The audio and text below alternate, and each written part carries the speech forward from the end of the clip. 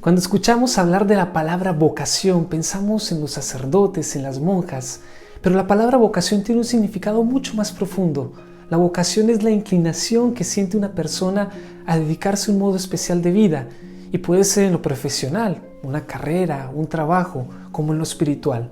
La palabra como tal proviene del latín vocatio vocationis, que significa la acción de llamar. En el Evangelio de hoy vemos dos hechos concretos que van relacionados con la vocación del cristiano. El primero es que Jesús pide a sus discípulos que rueguen al dueño de la mies que mande obreros a su mies. Es curiosa esta palabra que utiliza el evangelista Mateo, pero esta palabra le da su fuerza a la frase que Jesús está diciendo en este momento. Necesitamos gente que lleve esta palabra de Dios a la sociedad. Y el segundo hecho es que Jesús envía a sus discípulos a misionar como obreros.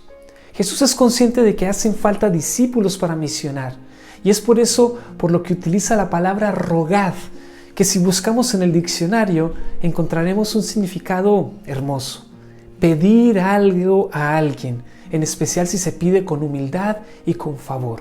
Nosotros somos cristianos, debemos tener esta actitud humilde de petición en nuestra oración, pero no debemos pedir que nos mande obreros, sino que nos haga a nosotros mismos obreros de su mies. Vemos en este pasaje que Jesús les da unas indicaciones concretas a los discípulos, que proclamen que el reino de Dios está cerca, que curen enfermos, que resuciten enfermos, que limpien a los leprosos, que echen demonios.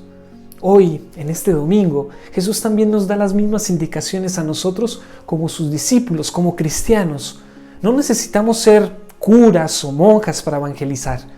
No necesitamos ser médicos para sanar o hermanitas de la caridad para curar a los leprosos, y mucho menos tener poderes súper especiales para resucitar a los muertos. No.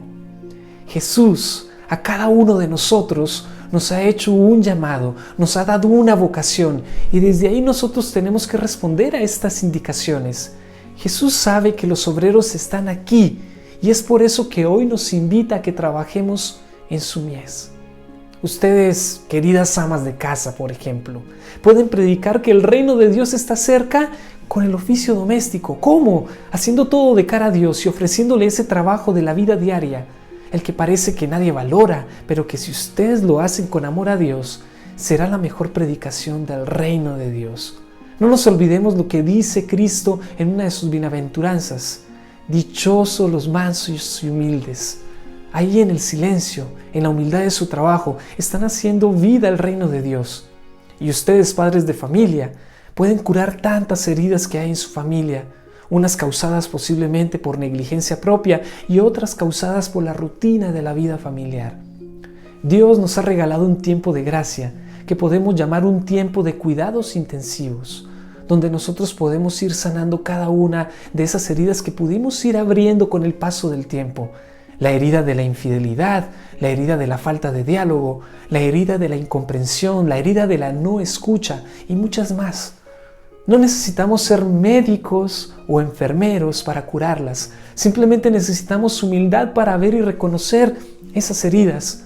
Podemos resucitar tantos hábitos buenos que adquirimos en nuestra vida y que dejamos morir por la rutina o incluso por el propio pecado.